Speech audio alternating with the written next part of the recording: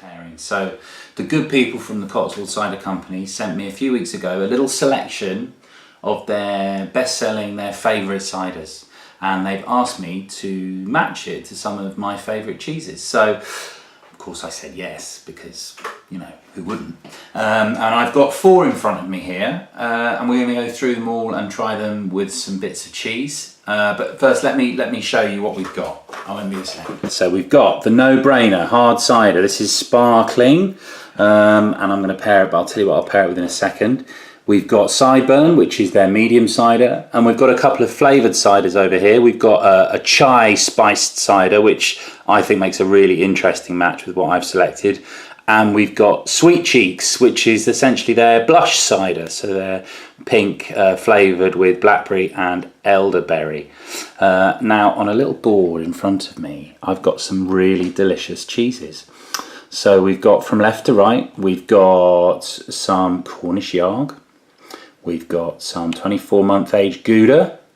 We've got some, well, you will have heard of this because it's got one of the great names, Stinking Bishop, which coincidentally is also washed in perry. So it's a washed rind cheese washed in perry, not cider, but perry. And over here we've got the classic Colston Bassett Stilton. Let me tell you a little bit about how I go about matching.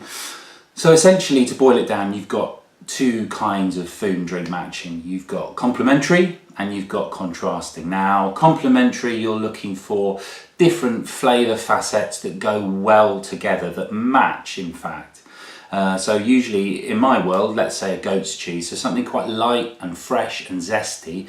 I don't want a big flavour to come steamrolling in and crush it. So I'm looking for something light and fresh and zesty. Now, in the classic world of cheese and wine pairing, you'd probably be looking at a kind of Sauvignon Blanc Sancerre from the Loire. So something with that beautiful crisp minerality. Now, we've got that in one of these ciders.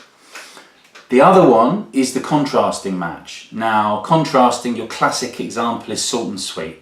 So many delicious dishes depend upon a balance of salt and sweet. Now, these are at opposite ends of the spectrum, so they've both got to be quite big flavours to balance that seesaw out.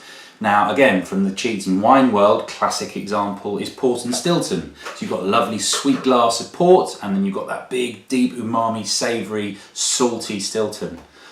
Now, I suppose the key to matching food and wine, and I want to use a music analogy, you're looking at a balance. You're looking at a balance of flavours. You don't want one flavour overpowering the others. You don't want too much bass or too much treble. You want the beat to be nicely balanced with the vocals. You want a well mixed sound or flavour in your mouth. So that's what I'm always looking for when I'm matching cheese with drinks, or food and drinks, and in the case of this afternoon, cheese and cider.